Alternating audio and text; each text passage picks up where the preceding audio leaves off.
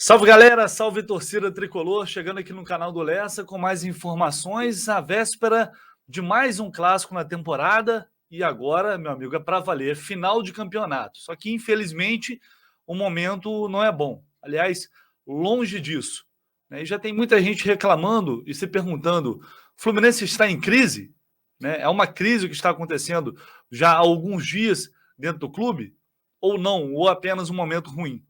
Bom, claro que isso depende da visão de cada um, mas com os elementos de uma pessoa que faz a cobertura do Fluminense todos os dias e acompanha os bastidores, eu posso dizer para vocês tranquilamente que sim, o Fluminense está em crise. Isso é evidente. É só ver o que vem acontecendo nos últimos tempos, seja dentro de campo e seja fora de campo. E eu tracei aqui uma breve cronologia, que eu vou tentar ser o mais objetivo possível, até para que esse vídeo não fique muito longo. Mas, passando tópico por tópico, a gente vai observar que tudo isso vem sendo construído ao longo dos últimos dias e não é apenas um acaso. Antes, aquele pedido de sempre para você deixar o seu like aí, se inscrever no canal, que é muito importante, né? Interagir aqui no vídeo, né? Mandando comentário, o like, ativando as notificações, enfim, tudo isso é muito importante para você que está aí sempre aqui acompanhando o canal do Lessa para ajudar aqui a contribuir para o crescimento, beleza? Conto sempre com vocês. Bom, e por que eu estou falando que o Fluminense está em crise, para mim? Porque muita gente ontem, depois da notícia do Marcos Felipe, já começou, e não é, né? E não é desde ontem, não. Já desde que a coisa começou a desandar, já começam a querer colocar a culpa, às vezes até no próprio torcedor, que vai para o estádio se manifestar, e na imprensa, e nos jornalistas. Como se a gente estivesse aqui inventando alguma coisa. Né? Como se a gente estivesse aqui de palhaçada. Porque tem gente que gosta de ficar iludindo, que gosta de ficar criando cenários ou mundos paralelos que não existem. Eu estou aqui para falar da realidade. E eu falo em cima das coisas que eu apuro, das informações que eu tenho, e algumas que a gente nem divulga porque não tem um embasamento ideal, ou não é uma informação tão bem checada. Eu, pelo menos, tenho muita responsabilidade naquilo que eu falo para vocês e no conteúdo que eu produzo aqui sempre no canal e também nas rádios Globo e CBN, né? Que eu não sou apenas o Vitor Lessa do canal do Lessa. Eu sou o Vitor Lessa também das rádios Globo e CBN, por isso eu tenho que ter um cuidado muito grande com tudo que eu falo aqui. E essa responsabilidade eu tenho. Então ninguém aqui está inventando nada, ninguém está implantando crise, ninguém está criando situações para prejudicar o Fluminense. Sabe por quê? Porque essa instabilidade que existe agora, ela vem sendo construída e é de quase que total responsabilidade da própria diretoria. Né? A partir do momento em que a negociação do Luiz Henrique vem à tona e o presidente Mário Bittencourt concede uma entrevista coletiva, né, justificando a venda com aqueles argumentos, o cenário, o caos começou a ser criado a partir dali. E sabe por quê? Porque o Luiz Henrique foi vendido na base do desespero. O Fluminense deu um all-in. Eu já falei isso aqui. Foi all-in. Porque precisava, no entendimento da diretoria, precisava se aproximar do Flamengo a qualquer custo, precisava vencer grandes competições, e é claro que isso todo mundo quer, né? É evidente. Mas a que custo? E o Luiz Henrique é uma das consequências. E se não vir um bom desempenho dentro de campo, avançando nas competições como Copa do Brasil e Libertadores, as consequências serão ainda piores. Vai ganhar o Carioca, esportivamente espetacular. Não deixar o rival vencer pela terceira vez consecutiva e voltar a conquistar um título que tem sim sua importância, evidentemente. O Fluminense já não vence há muito tempo. Mas em termos de grana, é ridículo. O Flamengo até agora, se eu não me engano, não recebeu a premiação do Campeonato Carioca do ano passado. Então, essa instabilidade que existe hoje, antes a palavra era estabilidade, que era intocável, parecia que estava tudo bem, tudo às mil maravilhas. Foi o cenário que a gente foi levado a acreditar, só que não estava. E tudo isso começou a desandar a partir daquela entrevista. Vem depois a eliminação na Libertadores, logo na sequência, com aquela atuação vergonhosa e absurda que o Fluminense teve no Paraguai, tendo uma vantagem de 3-1 no placar. E você acha que o elenco não foi impactado pelo que aconteceu em relação ao Luiz Henrique? É claro que foi impactado de alguma maneira. É claro que, a partir daquilo, gera toda uma energia negativa que impacta. Em algum momento ela acaba impactando. Porque vocês acham que a diretoria, a comissão técnica, queriam que aquela notícia tivesse vazado naquele momento? Claro que não. Por quê? Porque afeta. Porque tira o foco. Então, a tentativa do Mário de blindar o futebol naquele momento, o efeito foi mais negativo ainda. Foi pior. E foi gerando uma onda de negatividade, que depois vem se materializar no protesto no aeroporto, que foi um protesto mais violento, que quase o presidente Mário Bittencourt foi agredido. O Gabriel Teixeira também, alguns jogadores. Pichação nas Laranjeiras. E a insistência do treinador em insistir com um esquema que não vem dando certo. O técnico Abel Braga não abre mão da sua teimosia e insiste no esquema com 3 zagueiros que não vem tendo desempenho. Na maior parte dos jogos não teve na temporada. Não foi só nesses jogos horríveis que a gente presenciou recentemente, não. Na maior parte não teve. E isso gera uma insatisfação ainda maior na torcida, uma impaciência ainda maior. Os 2 jogos de semifinal contra o Botafogo foram ruins. A diferença é que no primeiro jogo, os reservas entraram como sempre e mudaram a partida. O que não aconteceu no segundo confronto. No segundo confronto, chega uma hora que não dá. Você vai insistindo no erro, chega uma hora que a coisa não vai ser resolvida dessa maneira. E quase o Fluminense tem mais uma eliminação humilhante e vergonhosa no Maracanã, com uma atuação, com uma postura. Eu não sei se é... A palavra covardia, ela é pesada. Covarde, ela é pesada. Parecia muito mais um time perdido, um time sem saber o que fazer para reagir a uma pressão do adversário. Né? Às vezes não é covardia, mas a postura é consequência da maneira como o treinador arma o time. Os jogadores podem mudar isso em campo? Podem. Daí eu aceito a covardia, entre outros argumentos ou adjetivos que você queira dar. Mas tem uma série de coisas que a gente tem que levar em consideração. Então, por um detalhe, não teve mais uma tragédia no Maracanã. Seria vergonhoso ficar fora da final do Campeonato Carioca, um time que estava sonhando em chegar na final da Libertadores, pelo menos. Né? O sonho mais alto era esse, ou não. O discurso era esse. Aí, mais protesto da torcida. Mais xingamentos ao técnico Abel Braga e ao presidente Mário Bittencourt. Os jogadores ameaçaram e agradeceram o torcedor no setor sul e só ouviram vaias. E claro, porque o torcedor não é idiota. Ninguém é idiota. Todo mundo está vendo o que está acontecendo. Foi uma atuação pífia. Uma atuação medonha do Fluminense e teve consequência, que foram as vaias, e vai continuar sendo assim. E aí, para completar, o presidente sai de fininho do estádio, antes do jogo ser encerrado.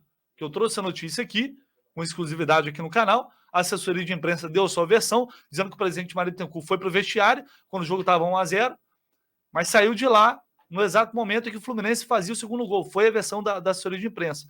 Né? Então, para ser correto e justo, como eu fiz a outra vez, tá aqui as 2 versões da história. A minha versão foi de que ele já estava no estacionamento quando o Fluminense fez o segundo gol. Ele não estava mais presente ali, enfim, estava dentro do estádio, não é um detalhe. Mas não estava lá até o final esperando o jogo acabar, receber os jogadores, mais um momento de muita pressão, de muita crise.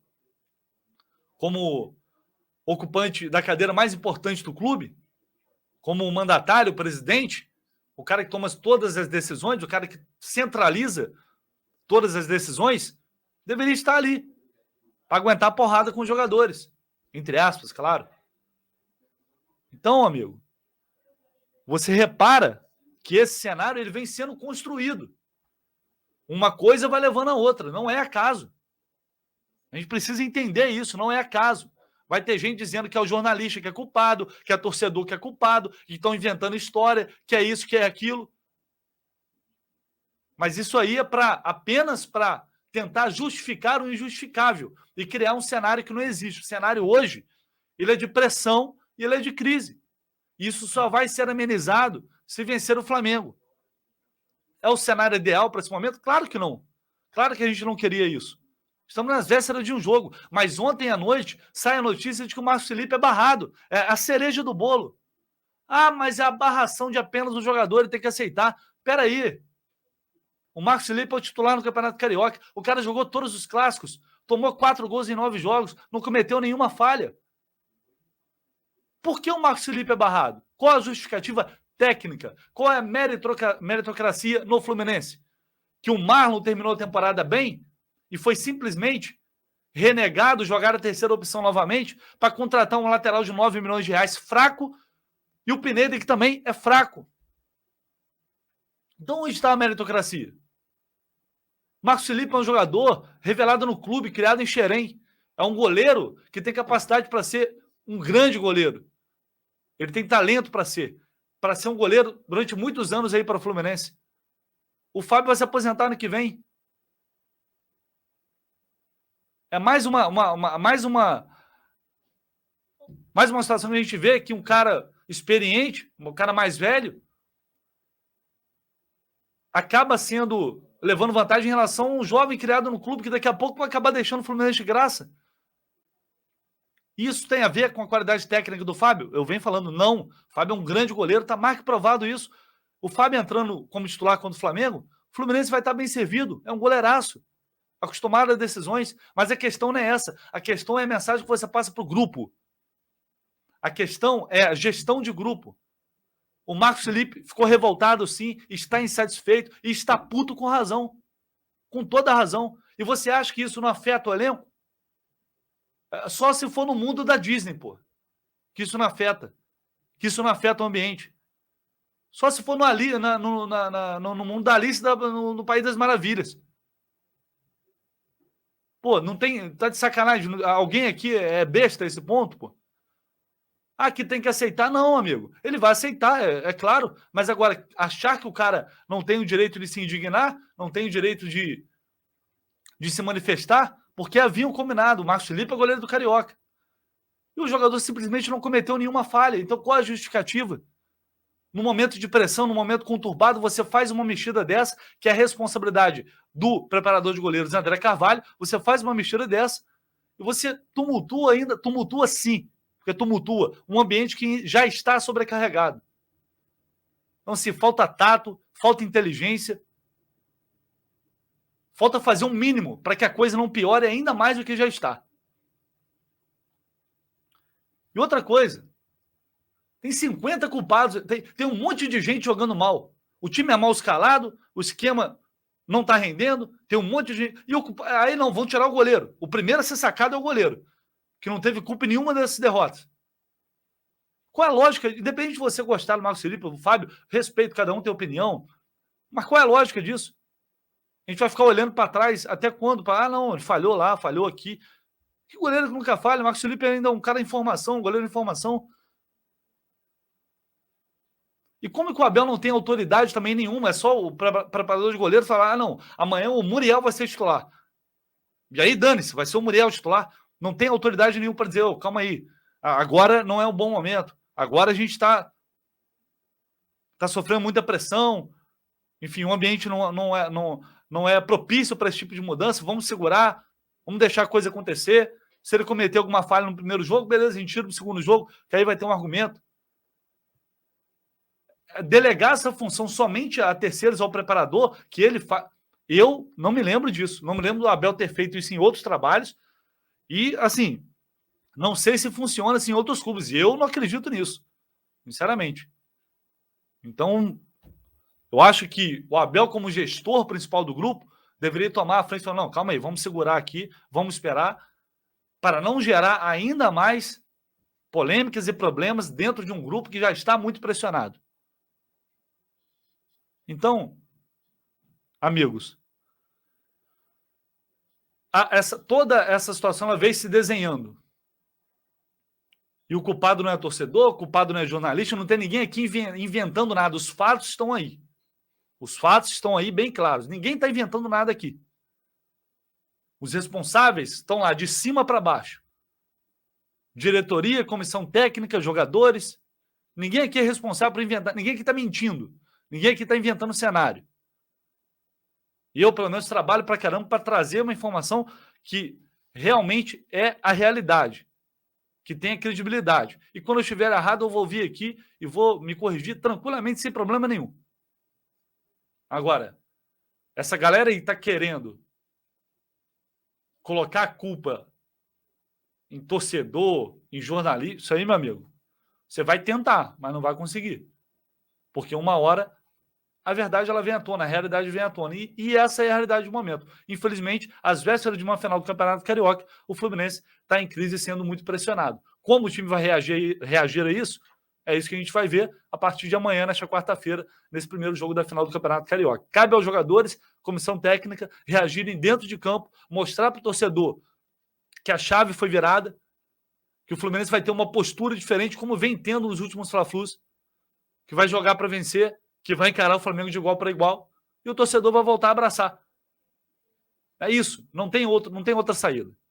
Então, enfim, o que vocês discordaram, o que vocês concordam, não concordam, deixem nos comentários, deixem o like no vídeo, se inscrevam no canal, que é muito importante, sempre reforçando esse pedido para vocês aqui. Muita gente, às vezes, assiste e acaba não se inscrevendo, esquecendo de dar o like, também se inscrever. Então, sempre lembro a vocês que é muito importante para ajudar aqui no crescimento do canal. Beleza, pessoal? Conto sempre com vocês e hoje ainda eu volto provavelmente aqui no canal com novidades e o provável time do Fluminense para encarar o Flamengo neste primeiro jogo, nessa decisão do Campeonato Carioca. Valeu, tamo junto.